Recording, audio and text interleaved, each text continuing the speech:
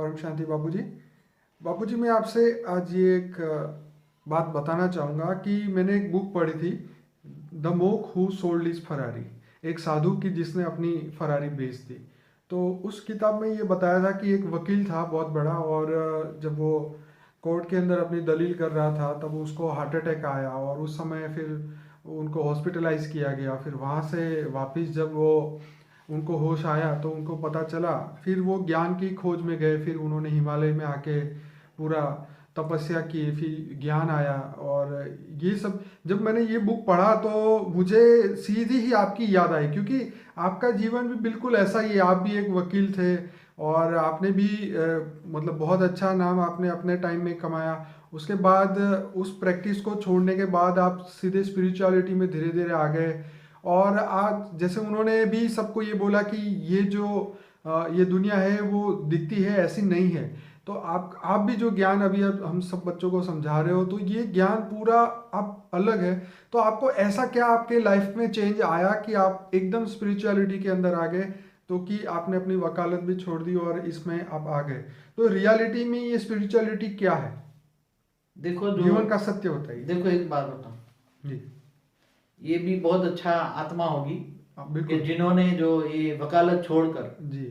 Spirituality में गए और आत्मा से परमात्मा की प्रोसेस में ढूंढने में चले गए। बिल्कुल। बहुत अच्छी बात है, हिमालय में गए और चले गए, हम्म। फरारी भी बेच दी। हाँ, हम्म। तो मतलब कितने बड़े वकील होंगे। हाँ, वो तो बहुत बड़े थे। हाँ, बहुत बड़े वकील होंगे। ऑब्वियसली। तो जैसे महात्मा गांधी भी वकील थे, और महात्मा गांधी, सरदार वल्लभ सरदार भाई पटेल वो भी थे। वो भी वकील थे। तो उन्होंने ये सब वकालत छोड़कर हिंदू भारत माता की सेवा क्यों की। हम्म। तो ऐसी तरह मैं भी एक भले वकालत करता था, मैं इनकम टैक्स के कई बार एक मेरे इंसिडेंट्स हैं, कई वकालत में मैं इनकम टैक्स के रेड केस करता था। तो मतलब उसी टाइम पैसों की सामने, मतलब वकालत के सामने मैंने देखा कि लोग पैसों के पीछे पागल है। सारी जिंदगी पैसे कमाते पैसे कमाते कमाते, फिर जिंदगी में मरने के बाद हाथ में क्या ले जाते हैं। तो मैं नेपोलियन की भी हिस्ट्री सूख चुका था, पढ़ता था, मैं स्पिरिचुअल नॉलेज पढ़ता था बचपन से ही। मैं वैसे भी ढूंढता था कि आत्मा परमात्मा तो ढूंढ रहा था, हुई द ऑलमाइटी अथॉरिटी, वो पढ़ता था, वकालत भी करता था, मगर मन तो वकालत में कम, ज्यादा ज्यादा स्पिरिचुअल में रहती थी। फिर जब ऐसा लगा कि अब ये मन को वकालत के बाहर निकालकर स्पिरिचुअलिटी में ले जाना है, और दाल रोटी मिल जाती है, टू मच में नहीं जाना है। हमारे पास फरारी नहीं थी, मगर हमारी अच्छी प्रैक्टिस तो काफी अच्छी थी, नाम था, बहुत अच्छा नाम था, चाहता तो बहुत अच्छा कमा सकता था। मगर उसी टाइम पर मैंने छोड़ दिया। और मुझे, मेरा मन का मकसद केवल अपने लिए नहीं था, मेरा मन का मकसद तो केवल समग्र विश्व को परिवर्तन करने का ज्ञान था। मैं केवल अपने लिए नहीं बैठा था, और मेरा जीवन का लक्ष्य तो आज भी यही है कि समग्र विश्व को नेगेटिव से पॉजिटिव में परिवर्तन करना। सारी सृष्टि के सारे अनंत कोटि ब्रह्मांडों को, तत्वों को परम तत्वों में परिवर्तन करना, ये मेरा जीवन का बचपन से लक्ष्य था, इसलिए मैंने सब कुछ छोड़ दिया। बाबूजी, जैसे आपके ऊपर भी एक बुक लिखी गई है, the Om of all things, English में है, और हिंदी में है ओम नमो ओम। लेकिन आप ऐसी बात बताइए जो इस बुक में भी नहीं है, और जो उसके बाद आपको रियलाइज हुआ कि ये चीज़ बतानी चाहिए लोगों को, ताकि वो भी स्पिरिचुअलिटी में आगे बढ़ पाए, तो जिससे वो अपनी आत्मा का कल्याण कर पाए। वो जो ओम दी ऑल थिंग जो भरूचा ने लिखी है, रुजवे भरूचा अच्छा भाई है, अच्छा है, स्पिरिचुअलिटी वाला भाई है। मगर वो भी कहता था कि मेरे पास कुछ आत्माएं हैं जो देवात्मा जैसी, तो वो उन्होंने लिखाई बुक, ऐसा कह रहे थे मुझे जी। मगर उसमें जो ज्ञान है वो बड़े रूप से है, जनरल ज्ञान है, जनरल कैपेसिटी का ज्ञान। मगर उसके जो ज्ञान, उसकी बुक के अंदर जो ज्ञान नहीं है, उसके अंदर जनरल ज्ञान है। तो अब मैं इससे ज्यादा स्पिरिचुअलिटी का ज्ञान नहीं बताऊं कि तुम चाहो, कोई भी आत्मा चाहे तो आत्मा से, मनुष्य आत्मा में घर गृहस्थ में रहकर लौकिक अलौकिक बैलेंस रखकर वो चाहे आत्मा सर्च करे, ज्ञान के अंदर गहराई में जाए, और परमात्मा से रोज सुबह शाम योग करे, तो आत्मा से परमात्मा का कनेक्शन माना योग लगाकर वो आत्मा धीरे धीरे धीरे एक दिन आत्मा से परमात्मा बन सकती है, और सारे विश्व को भी परिवर्तन कर सकती है अपनी शक्ति से। आत्माएं, कुछ आत्माएं मिल जाए तो ऐसे एक संगठन बनाकर विश्व को परिवर्तन कर सकती है। तो मैं, वो बुक में तो इतना ज्ञान नहीं है, मगर मेरे YouTube में बहुत ज्ञान है, कई उसमें तो कुछ भी ज्ञान नहीं है। वो जो बुक लिखी गई जनरल ज्ञान है, फिर भी अच्छा ज्ञान है, 108 है, क्या है, क्या है, जनरल ज्ञान है।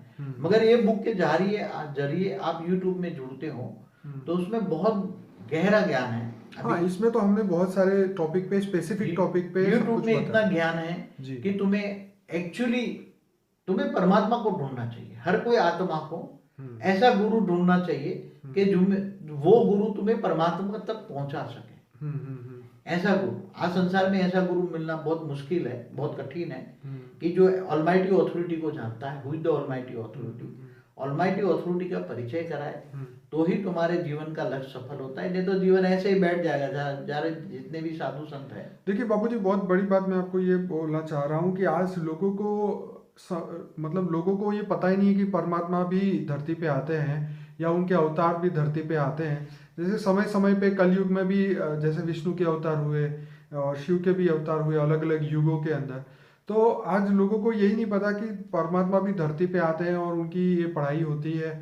और बात यह है कि विश्व को परिवर्तन करने के लिए तो आज दुनिया में कोई ज्ञान ही नहीं दे रहा है। देखो, अपने भारत के शास्त्रों में अरबों खरबों साल की कहानी लिखी है जी। और उसमें भी बताया कि जब धर्मग्लानि धरती पर होती है तब मैं युगे उगे आता हूँ। यदा यदा ही धर्मस्य ग्लानिर्भवति भारत अभ्युत्थानम् अधर्मस्य तदात्मानं सुजाम्यहम्। जब जब भी धरती पर धर्मग्लानि होता है तो मैं आता हूँ। चाहे उसके साथ विष्णु का अवतार भी होते हैं। वेदा का भक्ति मार्ग वाले गीता का भगवान कृष्ण को विष्णु मानते हैं, विष्णु का अवतार मानते हैं। तो भगवान विष्णु के अवतार उनके साथ आते हैं, उनके साथ ब्रह्मा के भी अवतार आते हैं। शिव के जैसे राम विष्णु का अवतार था तो उसके साथ बंदर जो बन के आए हनुमान जी, भगवान हनुमान उसका जो था तो वो शिव के अवतार थे, रुद्र अठार। तो इसी तरह धरती पर हर बार भगवान के अवतार होते रहते हैं। जब जब भी असुरों का उपद्रव होता है तो धरती पर होता ही है। बाबूजी ये बताइए कि क्या इंसान को स्पिरिचुअलिटी में जाना ही चाहिए कि नहीं जाना चाहिए? हाँ, वो इंसान को डिसाइड करना चाहिए कि तुम्हें खाना पीना फिर मरकर भूत बनना है, क्या करना है, तेरा फ्यूचर क्या बनाना है, तू क्या चाहता है। इंसान को सोचना चाहिए ना कि तुम्हें खाना पीना सोना फिर मरना है, मरने के बाद तो भूत ही बनेगा, क्या बनेगा। तेरे पास कुछ आत्मा में एनर्जी नहीं होगी तो क्या पूर्ण मनुष्य जीवन तो मिलना बहुत मुश्किल है। क्योंकि बेहिसाब आत्माएं मनुष्य जीवन में आना चाहती है मगर उसको जन्म नहीं मिल सकता ना। जैसे साइंस वाले कहते हैं कई अरबों से कुरान में से एक ही शुक्राणु को जन्म मिलता है। तो अरबों आत्माएं बैठी, उसमें एक ही आत्मा मनुष्य जीवन मिलती है। क्योंकि मनुष्य जीवन ही मनुष्य आत्मा ही ज्ञान ले सकती है और वो ज्ञान के जरिए आत्मा से परमात्मा, जीव से शिव बन सकती है। इसलिए मनुष्य जीवन को खुद को सोचना चाहिए कि मुझे क्या अगला मेरा फ्यूचर क्या बनेगा। बाबूजी इससे रिलेटेड क्वेश्चन है कि जैसे मैंने आपको पहले पूछा था कि आज से 200 साल पहले धरती पे 200 करोड़ भी लोग नहीं थे, ठीक है, और आज धरती पे 800 करोड़ से ज़्यादा लोग हैं, पॉपुलेशन है, ह्यूमन पॉपुलेशन है। तो बात हमारी ये थी कि जो ये 600 करोड़ का गैप है, अगर आत्मा अजर अमर अविनाशी है तो ये 600 करोड़ आत्माएं कहाँ बैठी हुई थी? क्या वो वेट कर रही थी कि मेरा नंबर आए तो मैं धरती पे जाऊं, जन्म लूं? एक्चुअली जो मनुष्य आत्माएं आज धरती पर 700 करोड़ बैठी है ना जी, वो तो कुछ भी नहीं है। सूक्ष्म जगत की आत्मा सब्स्ट्रल वर्ल्ड में इतने बेहिसाब आत्माएं बैठी हैं। आप जैसे सोलर सिस्टम जो हमारा सूर्य की ग्रेविटी जाती है 2000 या 3000 किलोमीटर तक, वहां तक एक 10-10 किलोमीटर के लेयर्स में, 100 किलोमीटर के लेयर्स में इतनी आत्माएं बैठी है, बेहिसाब आत्माएं बैठी हैं। तो जैसे देवताओं से होता है भूलोक, बुबुरलोक, स्वलोक, महालोक, जनलोक, तपलोक, फिर ब्रह्मापुरी, विष्णुपुरी, तो कितना दुनिया है। तो ऊपर में हर जगह आत्मा है ना। हाँ, तो 2000-3000 हमारा ब्रह्मांड कितना बड़ा है, हमारा परम धाम कितना दूर है। परम धाम जो है वो एक प्रकाश वर्ष दूर है सूर्य से। तो वहां तक एक प्रकाश वर्ष माना 94 खरब किलोमीटर, वहां तक ऊपर तक परम धाम है। तो वहां तक हर लेयर्स में आत्माएं बैठी हैं। तो मतलब ये है कि जो 600 करोड़ आत्माएं जो नहीं थी 200 साल पहले वो वहीं ऊपर से आई है ना। ओके, सूक्ष्म जगत से आई है, सूक्ष्म जगत से आई है। बराबर। और वो भी कई मनुष्य आत्मा भी जो आत्मा की कैटेगरी डाउन होती है तो जानवर कीड़े मकोड़े भी बन जाते, जैसे बताया बन जाती है। कृष्ण अवतार में तो सिर्फ 8 करोड़ पॉपुलेशन थी धरती पे, तो इसका मतलब ये हुआ कि उस समय के बाद धीरे धीरे धीरे आना शुरू हो गई। कृष्ण अवतार में पॉपुलेशन जो बताया वो कई डिफरेंस फिगर है। मगर मैंने एमए की एक फिगर एमए का पार्ट 2 में एक पढ़ा था मैंने बहुत टाइम पहले कि समझो कि 800-250 साल पहले धरती पर केवल 75 करोड़ ही पॉपुलेशन, 75 करोड़, 75 करोड़, 75 करोड़। ओके। और 150 साल पहले हम्म। 150 करोड़ थी। 150 साल पहले 150 करोड़ थी। ओके। आज अच्छा। से 150 साल पहले 150 करोड़ थी। ठीक है। तो ये आत्माएं धरती पर, ये धरती तो क्या है, मृत्यु लोक है। हम्म। मृत्यु लोक में तो जब धर्मग्लानि का टाइम आता है तो एक झटका लगता है तो विनाश हो जाता है कहीं ना कहीं। चार युग पूरा होने पर, सतयुग त्रेता पूरा होने पर पूरा मनुष्य सृष्टि अर्ध प्रलय होता है, प्रलय होते हैं, कल प्रलय होते हैं, तो उसमें विनाश, आत्माओं का विनाश, मनुष्य सृष्टि खत्म हो जाती है। तो तो बाबू जी, ये तो ऊपर से आत्मा आती है ना। जैसे भगवान कृष्ण ने भी गीता में बोला है कि ज्ञान समान ना तो कोई पवित्र करने वाली वस्तु है, ना ही कोई तत्व, तो ज्ञान ही सर्वश्रेष्ठ है। तो आपका मतलब ये है कि ज्ञान से ही स्पिरिचुअलिटी में आगे बढ़ सकते हैं और आत्मा का कल्याण कर सकते हैं, और कोई रास्ता नहीं है। देखो आज जैसे नॉलेज का जमाना है, स्थूल रूप में, लौकिक में भी आज doctor, engineer, solicitor, chartered accountant बनना है तो कितना पढ़ाई पढ़नी पड़ती है। बहुत, हाँ? बचपन तो से लेके 20-20 साल ये पढ़ना पड़ता लौकिक है। पढ़ाई है ना। बिल्कुल अब लौकिक पढ़ाई पढ़ने के बाद जब वो आत्मा मर जाती है हम्म। तो वो दूसरे दूसरे जन्म में काम आएगी? नहीं आती। नहीं आएगी ना। तो इंसान को ये सोचना चाहिए कि जब लौकिक पढ़ाई के पीछे मैं आधी जिंदगी बिताता हूँ और वो अल्टीमेट वो मेरे साथ कुछ भी नहीं आना है, तो अलौकिक पढ़ाई जो है, आत्मा कौन है, परमात्मा कौन है, वर्ल्ड ड्रामा क्या है, कैसे तो बना क्या है, ये जो स्पिरिचुअल नॉलेज है वो आत्मा के साथ जाएगा? आत्मा के साथ जाएगा ना। स्पिरिचुअल नॉलेज ही आत्मा के साथ जाएगा। ओके। जो वही असली धन है। अलौकिक जो ज्ञान धन है वो असली धन है जो आत्मा के साथ जाता है, और आत्मा के साथ उसको ना कोई चोर लूट जाता है, वही असली धन है। कोई चोर लूट जाएगा? नहीं लूट सकता। अलौकिक धन को तुम्हारी आत्मा में है तो लूट जाएगा? नहीं। कोई जो इस पर सरकार टैक्स लगा पाएगी कि तुम्हारे पास अलौकिक धन बहुत है, पारलौकिक ज्ञान धन बहुत है, उस पर टैक्स लगाओ? सरकार कोई टैक्स लगा पाएगी? कोई लूट पाएगा? और जो जितना ज्ञान ये स्पिरिचुअल नॉलेज दोगे, अलौकिक ज्ञान दोगे, इतना बढ़ेगा तो वही अंत में तुम्हारा आत्मा का कल्याण करेगा। तुम्हें नॉलेज है कि भी मुझे स्वर्ग में जाना है, मगर स्वर्ग का रास्ता ही पता नहीं, तुम स्वर्ग में कहां से जाओगे? कर्म ही ऐसे करते हो, जानवर जैसे कर्म करो तो दूसरे जन्म में क्या बनोगे? जानवर ही तो बनोगे ना। कर्मण्येवाधिकारस्ते मा फलेषु कदाचन। जैसी आत्मा जो कर्म करता है, अंतमति सो गति, जैसे संस्कार है आत्मा के अंदर, जानवर जैसे संस्कार है तो अंतमति सो गति। आत्मा शरीर छोड़ते वक्त जो संस्कार होते हैं उसी हिसाब से वो दूसरा जन्म धारण करती है, नहीं तो भूत प्रेत बन के भटकती है।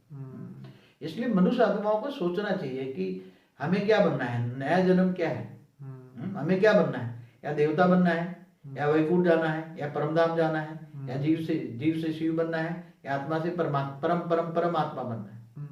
वो आत्मा को खुद न सोचना चाहिए, नहीं तो खा के भी जलसा करो और क्या के, फिर मर के भूत बन के घर में बैठे रहोगे, फिर एक भूत दूसरे बाहर निकलोगे घर के बाहर तो दूसरे भूत, नहीं तो फिर तुम्हारे जो बच्चे होंगे वो कहेंगे भाई मुझे नारायण बलि लगाने के लिए नर्मदा के घाट ले जाओ, मुझे मुक्ति दिलाओ। क्या कराओ? मुझे मुक्ति। हाँ, तो आत्मा की मुक्ति कहाँ होती है? आत्मा की मुक्ति नारायण बलि में घाट लगाने जाते हैं, नर्मदा के नारायण बलि लगाते हैं, फिर उसके पिंड को डाल देते हैं। तो जो हमारे जो पूर्व विधान थे, जो शास्त्रों के गर्भ पुराण के हिसाब से कि भी आत्मा की मुक्ति कराओ, पूर्वजों को मुक्ति दो, पूर्वजों को मुक्ति दो, नहीं तो पूर्वज तुम्हारे घर में बैठे हैं। आज तो साइंस वाले भी कहते हैं घर घर में भूत बैठे हैं, पूर्वज बैठे हैं कोई ना कोई कारण से। तो ये सब बातें समझना चाहिए इंसान को, ज्ञान नॉलेज होना चाहिए। ये सारी सृष्टि, आत्मा, परमात्मा, वर्ल्ड ड्रामा का जो नॉलेज लोगो, स्पिरिचुअल नॉलेज लोगो, तो तुम्हारे यही असली ज्ञान धन है, बाकी तो कोई काम में आना नहीं चाहिए। बच्चों को भी वही ज्ञान धन देना चाहिए। अगर तुम अपने बच्चों को तो प्यार करते हो तो उसलिए ज्ञान धन दो, बाकी तो ये मायावी धन तो तुम्हें, मायावी धन तो कोई काम में नहीं आने वाला। मरने के बाद साथ में आता है खरबोपति होता है, कोई भी खरबोपति, जितने बड़े बड़े दुनिया के बड़े बड़े पैसे वाले जो मर के जाते हैं तो क्या है, उसकी बुद्धि अंतमति सो गति, बुद्धि पैसे में रहती है, तो मरने के बाद भी वो भूत बन के पैसे के आसपास लटकता रहता है। मरने के बाद पॉलिटिकल कुर्सियां होती हैं तो कुर्सी का मोह रहता है, तो अंत में मरने के बाद भी भूत भर के वो कुर्सी के आगे पीछे मंडरा रहते हैं। इसलिए भूत प्रेतात्माओं की संख्या बहुत बेहिसाब है, और वही भूत प्रेतात्मा बनकर वही नेगेटिव कर्म कराते हैं। वासना रह जाती है आत्मा में, तो वासना दूसरों में प्रवेश करके वासना कराते हैं, पूर्ति कराते हैं। तो आजकल भूत निकालने का धंधा सबसे बड़ा है। वो एक नहीं है विदेश में, कौन सा है, करोड़ों फॉलोअर्स उसके, टीबी जोशवा, तो उसका धंधा जबरदस्त चलता है विदेश। इंडिया में भी है भूत निकालने के, ओझों का धंधा बहुत जबरदस्त। ऐसे तो बाबूजी बहुत सारे लोग हैं, मतलब आप हर धर्म में, हर चैनल पे, आप यूट्यूब में इतनी चैनल है जिसके अंदर ये सब चीज़ें तो मतलब भरी पड़ी है ऐसे तो। लेकिन जो सच है वो बताने वाला नहीं है कि रियलिटी, इस दुनिया की रियलिटी क्या है। क्या विजिबल ही दुनिया सच है, क्या इनविजिबल दुनिया क्या है, वो तो किसी के पास जवाब ही नहीं है। देखो, ये जो विजिबल दुनिया की बात करते हो तो धरती पर जो 700 करोड़ मनुष्य है वो विजिबल है। हम्म। और जो विजिबल दुनिया, जो सूक्ष्म जगत है, हम्म।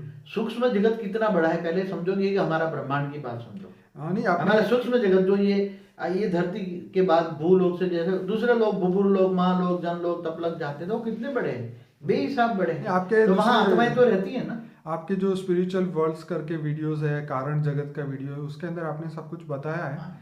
ये तो फिर भी इसलिए कि ताकि हमारे जो व्यूअर हैं उनको और ज़्यादा पता चल सके कि इस दुनिया में ज्ञान के समान इससे आगे कुछ भी नहीं है, और इसके लिए जो है आपको परम सत्य की ओर जाना पड़ेगा।